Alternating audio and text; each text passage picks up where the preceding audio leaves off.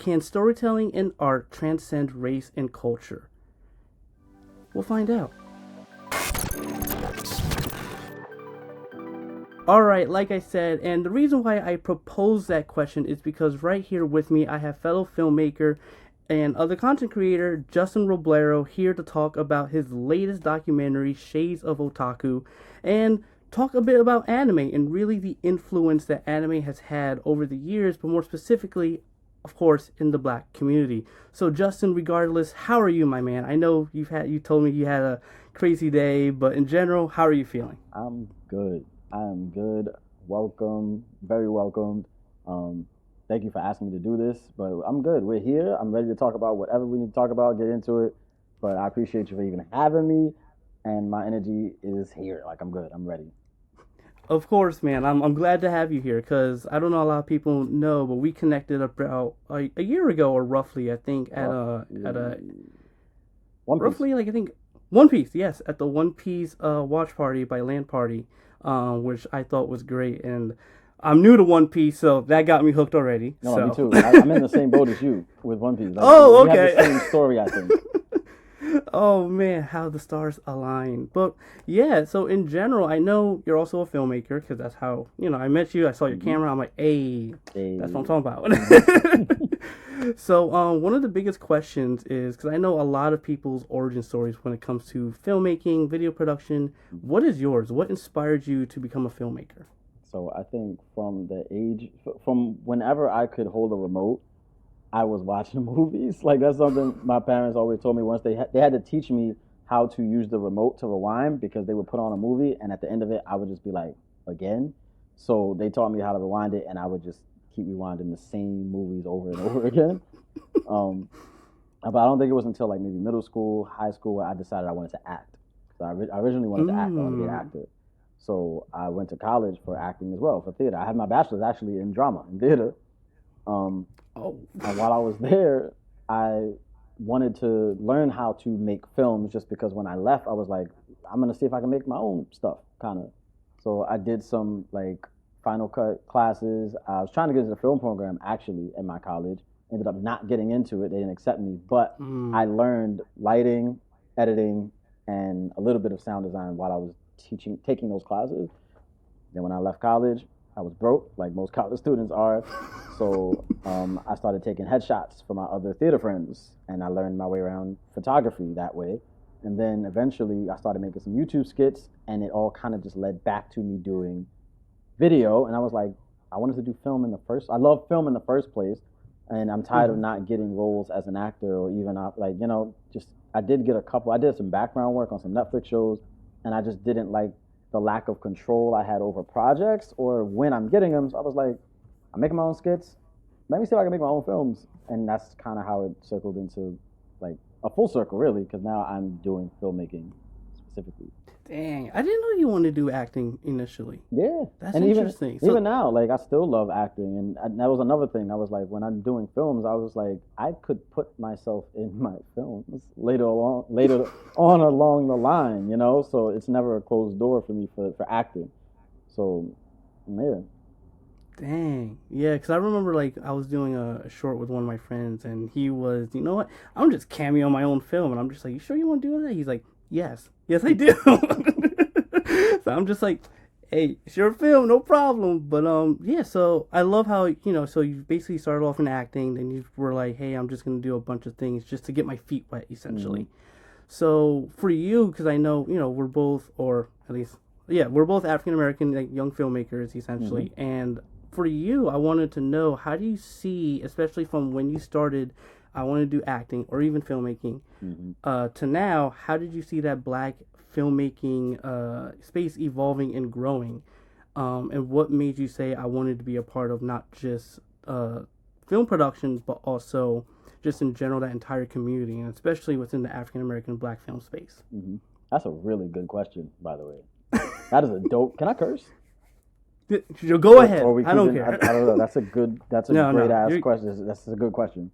I think it's two components of it. One, I don't know if you grew up similar, but there's a lot of quote unquote black movies, right? Like we have our Soul Planes, our Roll Bounces, our like Fridays, like barbershop, like our black movies.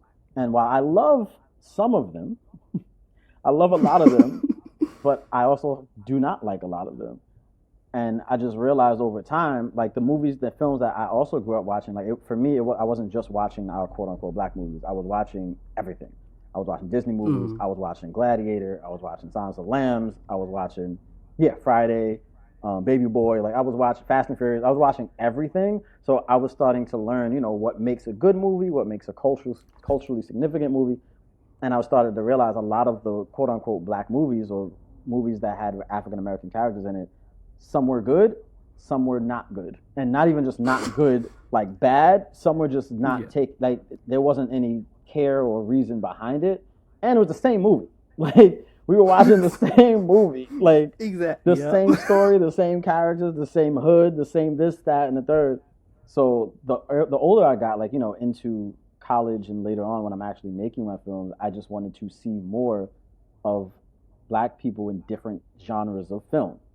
That's probably one of my main things now. I want to see the black sci-fi movies. I want to see the black fantasy movies. I want to see the black, we have comedy, we have drama. Those are cool. We can keep doing those. But I do want the black horror movies, the black rom-coms, like different genres of film. And I think now, since we have so much access to consumer-based like technology, like people can just go buy a cinematic camera if they wanted to, we can really actually start creating our own like films. So that's one of the things that, for me at least, is I've seen the landscape of a lot of people are starting to see that. Like, hey, black film doesn't just have to be comedy and drama.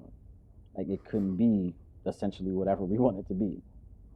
Yeah, I'm in a really similar boat, and I heavily agree with that because I feel like, especially in modern day now, we have, and I know it's cliche of how some people might hear this, but it's like you can film with the phone in your pocket, literally. And there's so much good content that you can make. And it doesn't have to be just a feature or a short. It can just be a little skit, a sketch. The amount of times I've seen even some of your stuff, like interviewing people at conventions, I'm just like, that's funny. And just seeing how people react, it's great. So, and I think like that's one thing I think social media and I think just the video landscape has definitely improved upon and really brought everyone together, or a lot more in comparison to when, let's say, when my dad was growing up and etc. They didn't have that technology. And so in regards to like just that black filmmaking space, and I think as you were saying, you were watching a bunch of movies, seeing what's good, what's bad. What part of that filmmaking process do you like the most? Is it the pre-production, post-production? What's your favorite? I think when I used to watch, because I was someone, I don't know if you did it too, I loved like movies so much, I would watch the special features, like on like the DVDs aren't really a thing anymore, but like when I used to watch the DVDs, I would go to the special feature section and watch all those little making of clips, and I would just be like loving it, like just be like, oh, that's how they did that, like that's how they did that. That's what I was super hyped to do. So in the past, it was really the production, the actual principal photography part of it that I was really like, wow, like this is crazy. Now I like both pre-production and principal photography. The pre-production part is interesting for me because it's just so many ideas that you can start to flesh out. Like, oh, I want to do this. Oh, we can do that. We can do that.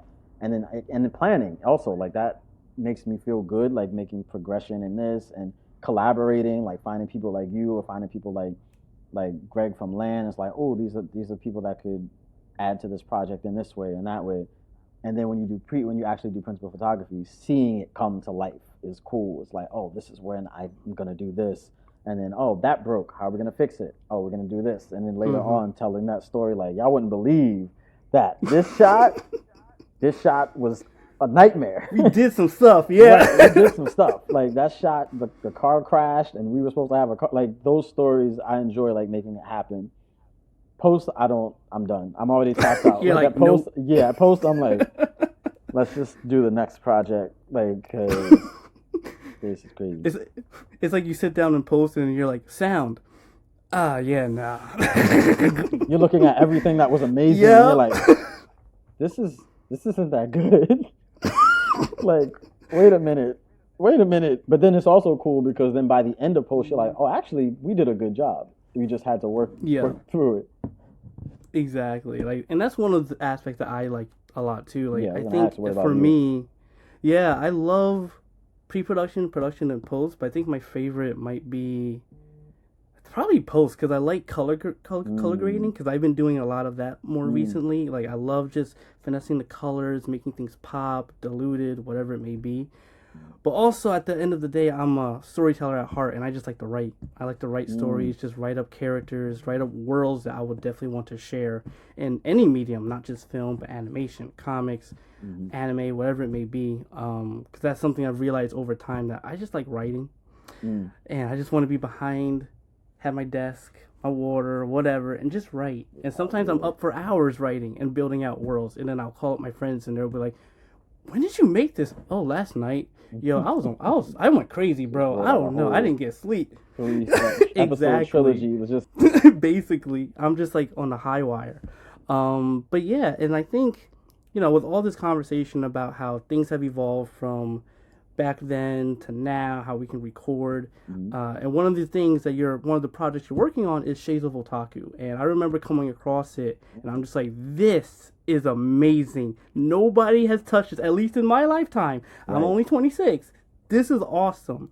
And so briefly just talk about what is Shades of Otaku and what can people expect from the project and what are your goals with this, and basically just what is it for people that don't know. No, thank you. Every time someone brings this up or says anything about it, I'm just blessed. Like, I'm just so happy that y'all feel that way, because again, as a creative, when you think about something, you're like, this is a good idea, and then you keep going through it and you're like, is this a good idea? And because you had so many, so it's always good to hear y'all whenever y'all be like, this is dope.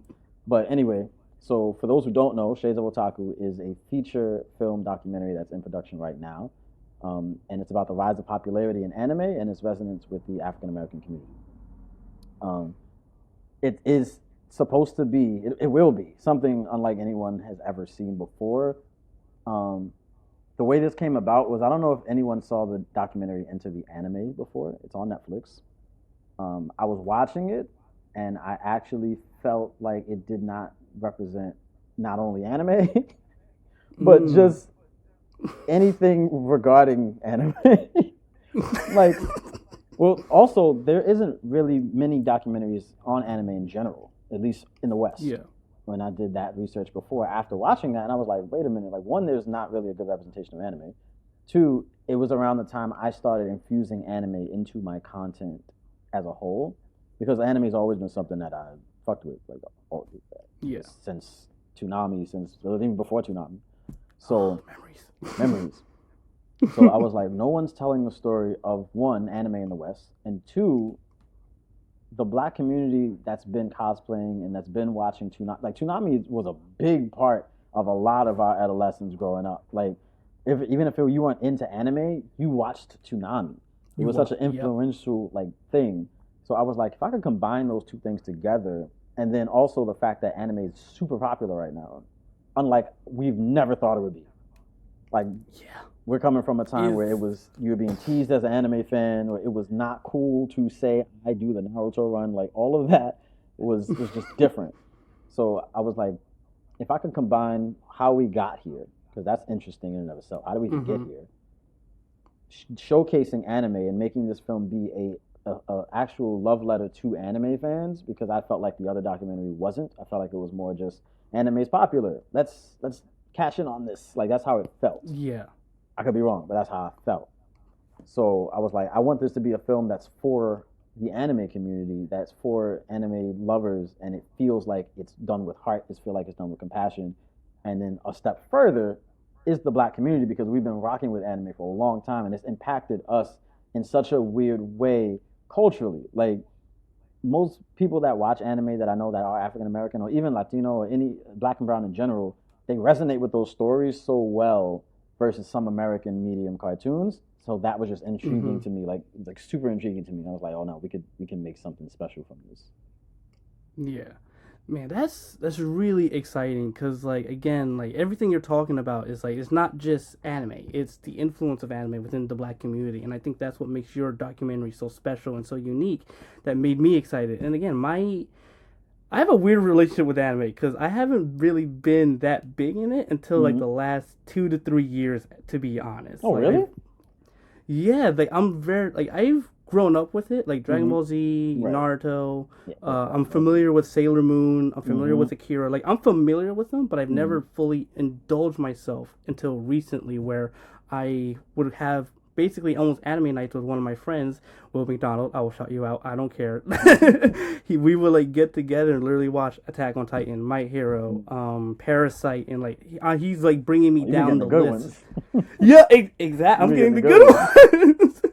Spy X Family, Zom 100. Like I've been getting really into it. And even recently, I have another list of more anime to get into because for me, my upbringing was it was Toonami, but it was definitely a lot of superhero content, a lot Yes. of X-Men the animated series, Batman Beyond, Batman the animated series, super.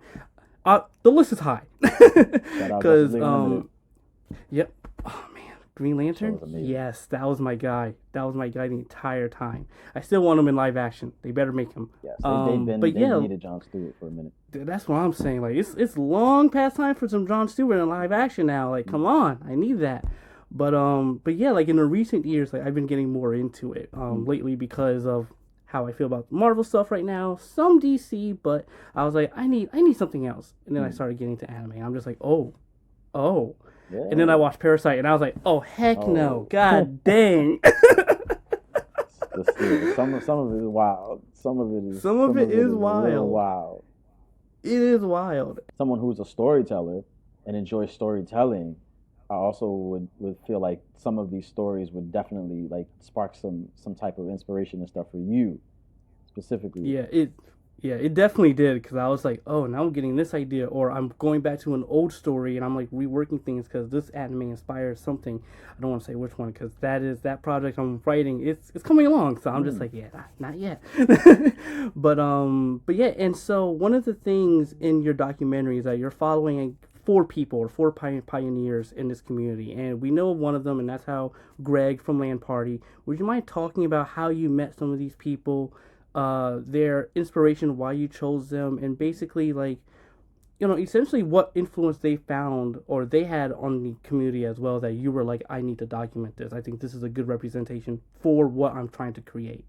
Yeah, that's a really good question. That's like my favorite because I always love shouting out people that's helped me along the way. So one, we have Greg, definitely from Land Party. It's funny because two out of the four, I have four people that I'm following. So there are four main characters that I'm following, and then we have a lot of sub characters, and we have even people like you that show up in this film because of all the documented footage of these events and stuff like that. So it's really cool.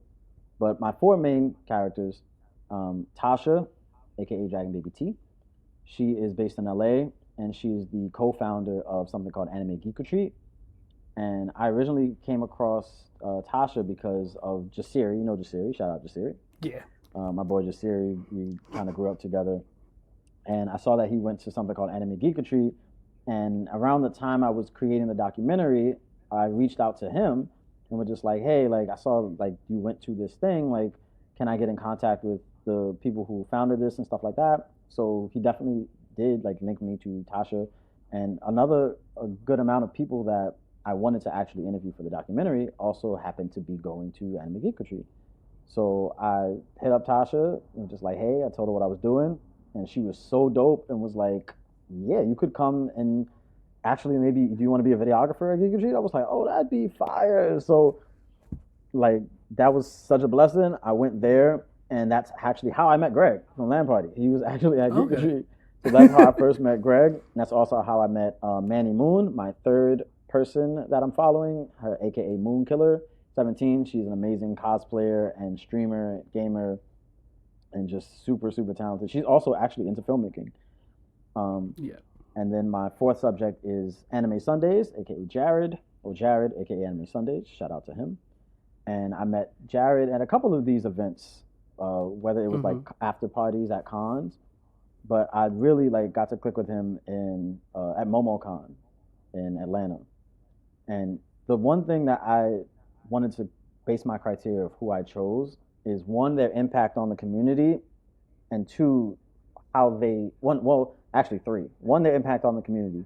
Two, their energy overall, like how they feel, how they are exuding whatever their essence is among people. Because that's also one thing that the anime community does, or anime in general, it's really about, right? Like, it's cliche, but it's about the friendship It's about the heart. So Mm-hmm. all four of these people, I just noticed the heart that they had, the amount of heart that they had for the passion of anime. Tasha, in particular, with Anime Geeketry, she was trying to create a space for Black nerds. Yeah. That is very important as Black people in this country in general. We don't really have much spaces. Like, we can exist, Mm-hmm. but we don't have things that are just ours, I feel. So something like Anime Geeketry, where Black nerds were just able to go and create and exist and nerd out and talk about anime and games and not feel judged and none of that was super important. Mm-hmm. Greg is doing something similar with Land Party, and you've been to some of these events. They're dope. Like, they're fucking dope events, and it has nothing to do with it has nothing to do with the space we're in. Like, sometimes the space is cool.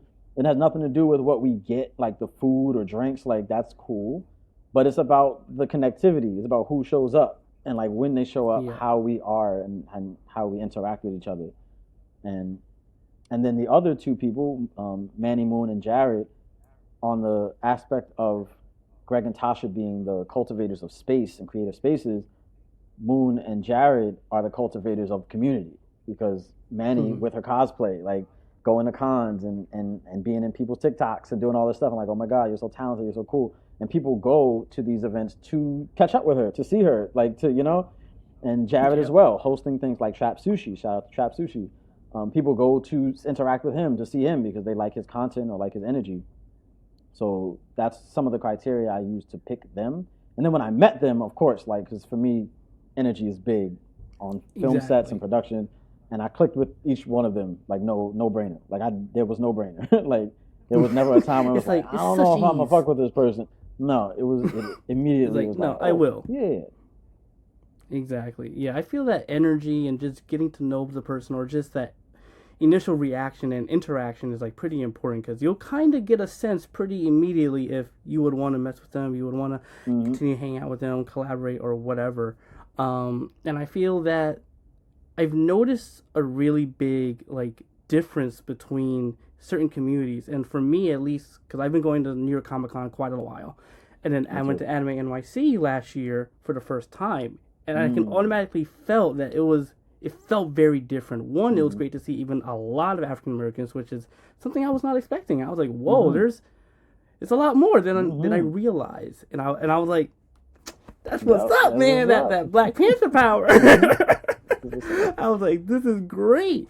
And I noticed that like the community within anime, I think it just felt stronger in comparison to the times I went to New York Comic Con. I don't know if you have noticed that or anything like that. Like, yeah, I did go to. I didn't go probably as many Comic Cons as you have, but I did used to go to Comic Con for a while. I think the first one I went to was like in 2011. I think long time, like 2011. I did like 2011, 2012. I did like 3 back-to-back, and then I stopped. And then I did one in like 2018. So I was familiar with like just the con scene. I just wasn't an active con goer. But the difference, you're right, the difference between, especially now, the difference between Comic Con now and Anime NYC, it's drastic. It's so weird.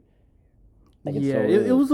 It was so surreal, and it was so weird, because like I've realized that New York Comic Con, or just, at least specifically New York Comic Con, because I've been going to New York Comic Con a lot more than other conventions, and I've noticed that like the drought's kind of there, not just in Marvel and DC, but and the indie stuff is going up. And I've been reading more indie stuff, like some stuff from Concrete Comics recently, and that stuff is really good. And a lot of other Stranger Comics with their Niobe series. I don't know if anyone's aware of that, but if you are, now you are. So definitely check that out, because it's pretty dang good, that fantasy series. And then with the anime, it's like, oh, they're pumping up a lot. They're like, here's indie anime, even boom, here's this. Crunchyroll, here's this. And I'm just like, sitting here like, what have I been missing out, man? Even at Comic Con, it was like statues of Goku and Piccolo. I'm like, this is Comic Con. This is not Anime Con. Like, where's Iron Man? Like, where's King Shark and the Riddler? Like, what? Like, we're talking about Gojo at Comic Con? This is so interesting. Like, this is new. Yeah, this is new. It's like Comic Con, still Anime NYC, or anime conventions are like, yo, we need a piece of that. Come on, let's grab you. Nobody will notice, right? Right. But like, and we've talked about anime so much and manga, and I know that community space is so massive, so deep. One of my friends, Arjun, also knows a lot about One Piece as well as Omara, and they've been like, "Oh no, you can't do this," or "Don't watch this yet." And I'm just like, oh, "Okay, fine. I'll continue watching it. Just don't tell me anymore." What do you find to be the most attractive quality in anime and manga, and specifically not just that, but also the communities surrounding it, or the people that you've experienced that have been impacted by some of these favorite franchises? Yo, you have some good ass questions. I just want to let you know these are some really good questions. Like you need to replicate these questions for like superstar guests in the future. Like you really need to replicate. These are really good questions. Um, I think well, one of the aspects I really love about anime, I think we can. It probably will tie into that second part of the question too. Why other people are also like super intrigued, and specifically speak on Black people too, since that's part of the component of the documentary. It's just in my head is Mm-hmm. the storytelling and what becomes of those stories. I feel like a lot of times in the speaking again from Black and brown communities, resonating with certain characters and media isn't really common because they're never told from our point of views, and even now they still aren't. But Yeah. anime characters, they're taken from such different places of their lives versus other medium to me. Like I always use this example of Superman and Batman. Like I also grew up with Justice League and X-Men. I loved them and Spider-Man. But most of those characters, except like maybe like a Spider-Man, they don't really have an a struggle from all aspects of their life. Like it's more like an internal struggle. Like Superman. Mm. Superman has a Yeah. lot of internal struggle. He doesn't have an external struggle. Like his as Clark Yeah. Kent, It he's a depends. nerd. Yeah. Right, it depends. Like as Clark Mm-hmm. Kent, he goes through Clark Kent shit, but it's not Exactly. crazy. Bruce Wayne, again, a lot of mental issues. Bruce Wayne, he has some, but opposed to someone like Naruto, who the village was shitting on him his entire life, and whether it was his Mm. lack of study, like because he really just had to apply himself, but he didn't know that he was failing his classes. Then the village ostracized him. He didn't really have any figures to look up to in that community at the time. And I just feel like a lot of Black people resonate with scenarios like that, and then it just doesn't stay there. You feel me? Like it's not like Naruto Mm-hmm. just stays there and he never amounts to anything. He's just who he is. Then he takes Yeah. that and it's like, actually, I'm gonna flip this on everyone and become the fucking best person I can be, and not let any of these things that's supposed to bring me down. And I feel Mm-hmm. like being an African American person, or even just any like again Black or brown person of ethnicity in America, you have a lot of those things like on a day to day basis, like just driving around. Like I hope I don't get pulled over today, like just randomly. I hope Yeah. I don't get pulled over today. And despite all that, still just trying to be the best you. Like still just being like, you know what, fuck it. If somebody's gonna pull me over, I'm still gonna do whatever I can do to be the best me. In anime, I feel Mm-hmm. like there are a lot of characters that instill that drive, that they started from the bottom and they're working their way, or they started from the bottom and no one's giving them any handouts. Like people are work like Yeah. any of the main shonen protagonists work their like ass off from the ground and try and build that friendship or that community.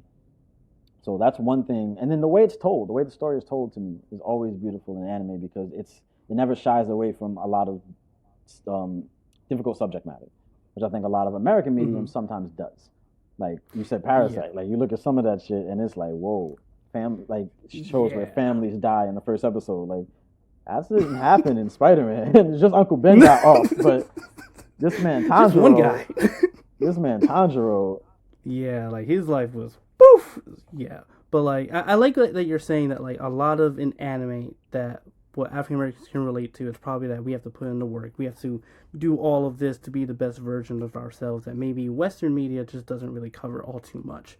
I feel like they try to, but it's not done in mostly a genuine or honest way, and they kind of dismiss a lot of what that experience of being an African American can be, or really an African American in the geek space, an African American in basically being an astronaut or whatever it may be, the science. And I feel like what you said really touches and really can elicit a lot of great, strong emotions from a lot of people, which is why there's that connection between the Black community and anime. And based off of that, do you feel that the black community in anime, there is some sort of correlation as to why anime has gotten even more popular than ever before? I think black people make everything popular.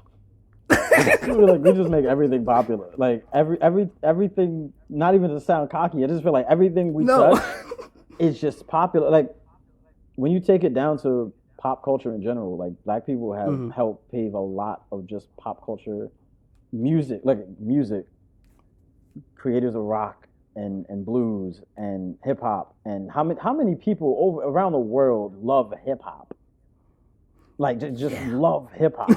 So I feel like the same thing with anime is like when I feel like when a lot of the African American community starts to partake in this type of pop culture, whatever it is, we have the energy to be like, this is so cool, and we do it with such confidence and flair that I feel like a lot of times it makes people be like, this looks cool. Like maybe I should be on this. Like, you know, like we'll do something with so much creativity or so much like cosplaying. Like I'm not the best cosplayer. I don't really even call myself a cosplayer. Some of them that cosplay are incredible. And anyone, whether you like anime or not, I feel like if you came across some of these amazing black cosplayers and it's just like, yo, that looks cool. I don't know what it is, but it looks cool. But it's like, and now that we have social media, we can show that. Because again, we've been doing this for a long time. Like black people have been watching anime from Toonami, a little before Toonami, like Voltron, like all of that stuff. So now that we have social media, we can like be creative and show like, hey, this is my Speed Racer cosplay, and I made it look really cool. And it's like, oh wow, that's anime. Like, and now people I feel like are starting to get on that bandwagon. For good, some reasons good, some just bandwagon, but because of the influence that like a lot of black people have done towards partaking in the anime community, which is funny because anime is Japanese. Like it's not even like we created it. Like we didn't create it, but we are partaking in it in a way that's super creative and makes people want to join the party. Like when you see us at these events having mad fun, being ourselves, I feel like a lot of people are just like, I kind of want to join you guys. Like, right? Yeah, exactly. Because I felt like even for me, like, you know, I'm, you know, big geek, same as you. Like I'm into the comics, the anime now, the video games. Like that's what I love. That's what I'm passionate about. And I felt that when I was younger, it wasn't cool. But now it's like, oh, it is cool. And it's just like, I've been in this for years. Where were you? Right, yeah, I've been doing this for years, and now we can showcase it. Yeah, exactly. And I think it's great. And even when I went to Anime NYC, and I think I was watching like some of the cosplayers there, and I see the beginner section, or you know how they were doing it. I think it was for the contest, and I'm just like, that's beginner. Right. What the heck? Right. What? Like, how do they do this? That thing is massive. And I'm just like, what's advanced gonna look like? Jesus, right. I'm just trying to cosplay a Static. God dang it. Right. Just like, and Static's first costume, not even like Justice League Static, just regular Static. Just regular, man. And with all this anime talk, and I just have to ask, because which anime, and even for you as a filmmaker or comic book, would you want to bring in live action that hasn't been done yet? Naruto. Oh, okay. Naruto. I've been thinking about this for years. I actually have in my notes a outline draft of a Naruto live action, because it's something that I've always. I'm jealous that they're doing it. Like they're actually. I forget what studio. Now they're. Is it Lionsgate? Somebody's doing Naruto. I think it was Yeah, I think it's Lionsgate with the Shang-Chi director. I think he was just attached to it maybe like a month ago or something like that. Yeah. Naruto is one that I really want to be able to adapt. And you'll appreciate this because you're a Marvel fan. Because some of them I feel like the right medium isn't done for them. Like One Piece, I think is perfect for a show. Perfect show format. It is. Something like Avatar: Last Airbender, debatable if it's anime or not, but that's perfect for a show format. That did not work in movie form, and it will not work in movie form. There's too much. It just won't. Naruto, I think, can work in movie form, but only if it's done MCU style, in a film series type of thing. Yeah, I can see that. I feel like Naruto has a lot of cinematic story beats. Like, has a lot of cinematic story beats that you can put in a film, but there's too much content, so you would have to do a Land of Waves movie, but then maybe Itachi spin-off film, or Minato spin-off film, or Second Great Ninja War spin-off film, and then Naruto are the Avenger movies, like the main components, because that's where something like that. At least that's in my mind. Yeah. That's how I think it would go. You see, I've put a lot of thought into it. Lionsgate, get him. He's got ideas, man. Y'all doing the first one. I know y'all gonna need, if it fails. You're gonna need some more. Yep. If it fails. I'm not wishing for the adaptations. Failure, but these adaptations, I don't know about them. They have not been pretty so far. So, and I think just a couple quick questions. What's your favorite anime? Favorite of all time is Yu Yu Hakusho, hands down. I don't have to think about it. Those last two questions, I don't even have to think about them. Yu Yu Hakusho, hands down, is my favorite anime of all time. And then, what anime do you find to be the most overrated? Overrated? I'm gonna cause chaos. I want to cause chaos. Let's cause chaos. I want to cause chaos. JJK. Jujutsu Kaisen. I think it's the most overrated anime. And I like JJK, but I think it's overrated. And on top of that, Yu Yu Hakusho is my favorite, and a lot of JJK feels like inspiration from Yu Yu Hakusho. So I just feel like it's a tad overrated. You're just like, yeah, it's time for you to go. No. and wasn't it just anime? It was anime of the year too at Crunchyroll. Yeah, it was, and I was just like, that's season 2. It's the most overrated anime. And what's the anime you find to be the most underrated? Underrated. That's a good question. There's so many underrated. Off the top of my head, Violet Evergarden is an underrated anime. I don't know if you ever heard of Violet. Never Evergarden. heard of that one. It's not shonen. Add that to your list, especially if you enjoy stories and storytelling. Yes. It's not shonen, so it's not a fighting style. It's not rom-com. It's very much a drama. But storytelling, 10 out of 10. And the animation is also amazing. So that is animation. That is an underrated one. That's one thing about anime in just recent years. The animation has just been improving so much, and I'm just like, oh, this is gorgeous. I think Into the Spider-Verse, as far as Western wise, it's boom, that's what it is. Yeah. And I'm just like, and I see other animated properties movies adapting that, and I'm just like, yeah, there it is. And guess what? It was a black superhero that did this. Miles held it down. Exactly. And which upcoming adaptation, this could be anime, this could be comic books, but let's just keep it at anime, are you looking forward to the most? So for anime, adaptation, I'm actually looking forward for season 2 of One Piece. I'm actually looking forward, and I'm not a One Piece person like you. I'm not really much. I watched it when it first came out on Toonami, whatever many years ago. I'm getting old at this point. Well, whenever it came out in 2000, I watched the original run up until a certain point, and then I fell off. Never went back. And then the live action, and I really, really enjoyed the live action. Actually, I really, really enjoyed it a lot.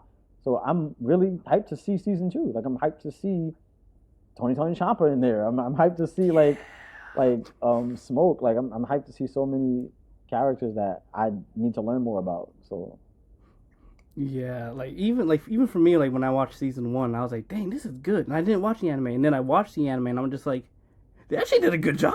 Yeah. Holy cow! And then Tony Chopper, that when I watched it in the anime, I'm like, oh, I need to see this in live action. I want to see this in live action.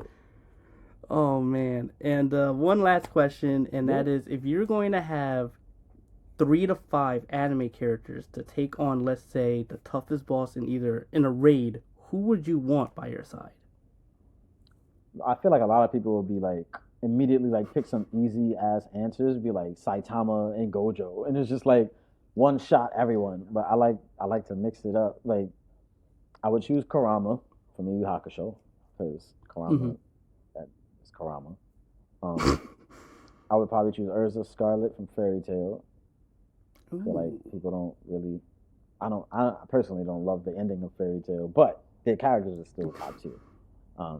We have Kurama, Urza, and then for a powerhouse, probably maybe Escanor from Seven Deadly Sins. Oh, man, I need to catch up on that. It's been a while for me. I need to catch up on that. That'll be Oh man, that'll be the 3-4 raid. If we add in a fourth person, I'm trying to choose between Hiei or maybe like a Piccolo or Vegeta. The ones people know, The ones guess. people You're like, know. I'll toss them in. A little more power. I would pick Shikamaru, Okay. but I like Sugar. we need a little more power. Than that. I think Kurama can hold it down. I think, man, like what you're doing with the documentary is great. I think what I've seen just from the anime community so far within the past year, because I've been going out a bit more, going to some of these events, and I'm just like, this is wonderful, this is beautiful, and it's especially great to see other African Americans in the space and even other African American creatives. And I just want to like bring it full circle. Do you find that storytelling and art can transcend, I guess, this conversation on race and culture necessarily and bring even more people together? And I think, what we've seen within the past years when it came to Black Panther, when it came to Into the Spider-Verse and other mediums of just this portrayal of African Americans in such a good way, in my opinion, and even stuff from Jordan Peele. What are your thoughts on that premise? And I know I kind of took it from your pitch video, but it's just like, it's such a great idea that I'd really want us like a bit discuss and like really get your thoughts on. Yeah, no, I think the proof of what we even are doing, like, and the events we're going to and stuff like that it can, because again, like I always harping back to, anime is a Japanese thing, like it's a Japanese medium, but us as Black people resonate with that almost maybe more than our own content. And granted, that's just because we're just getting started. Like we're just getting started creating our own art.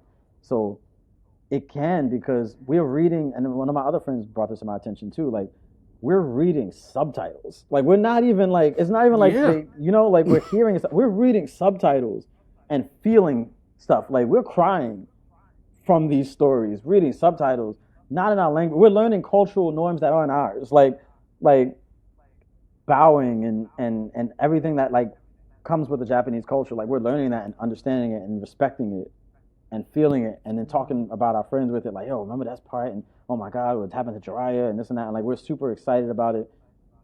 And it's just art. Like it's another form of art that for some reason we resonate with, that's not really our culture. So I got sidetracked because I got so excited. No, you're good. But the other thing I wanted to mention, like you said, like with Black Panther and Jordan Peele and stuff, one of the main other reasons that I wanted to do this film, and one of the things I want to keep in mind and focus through this film, is to showcase the Black joy within the community and just within Black people. Because I feel like Black Panther, to me, might have been the very first time where I left the theater and I was just happy. Like, we get a lot of Black movies where it's like 12 Years a Slave. 12 Years a Slave is an amazing movie. It's probably one of the only ones that almost made me cry. But I didn't feel good leaving the theater. You feel me? Like, if it was like, this is a great movie, but it's also like about slavery. A lot of movies, I feel like, even the great, like Boys in the Hood, love that movie. That's an amazing movie. But it's also just like a lot of realism within that, like shit in the hood. Like that's not the best thing to think about. Black Panther, I think, was the first time where everybody left the theater, and we touched on Black difficulties and things within Black Panther. And we talked about things within the community that wasn't positive, but we also saw a Black man being a superhero, and it was fucking amazing. And when we left the theater, everyone was hyped. Like everyone was excited, happy, talking about it, and not a negative way. So for Shades of Otaku, I also want this to be like, we'll talk about some of the hurdles and discrimination and stuff like that, but I don't want to focus on that. I feel like most documentaries or most Black media would focus on the hardship and the negative. Yeah. I want people to leave this film and be hyped. I want people to leave this film and be like, yo, that was mad fun. Like, I want that to be one of the things you take away from this film, because I feel like we need more of that, of Black media that's not just, hardships. That's also just fun or creative and leaves you feeling good, like when you leave the theater. I love what you said, because this reminds me of a film I saw recently. I don't know if a lot of people saw this, but American Fiction, and really that whole premise of what he was going with the book and how he felt certain ways and about representation of black people in this media and like how certain people eat certain things as far as what they think is the black experience or what they think is, you know, being black is. And it is important, but like you said, you want to leave people on that hopefulness at the end, on being hyped and excited. And so I really do appreciate that, and I really do love hearing that, because I think that's really important, not in for everyone really, and you know, but also definitely for us. Right. But definitely for us. But like, you know, this makes me more excited about your documentary. I'm excited to watch it. I can't wait for other people to experience what you are currently creating. Like I said, I think with a lot of the stories that we're telling, take our time with it. Make sure you're filming what you need to film. Take your time in the edit. Take your time in post, and it'll come out when it comes out. But in general, like just to cap this off, where can people find you on social media and support your documentary as well? Because I also think that's important. Where we're all a community here, but also like, no, guys, if you really like this, follow this guy, man. You know that's something too. Like, I appreciate you for that. So y'all can find me on Instagram at JustAfro, JUST Afro, or just Afro, whatever people kind of say both.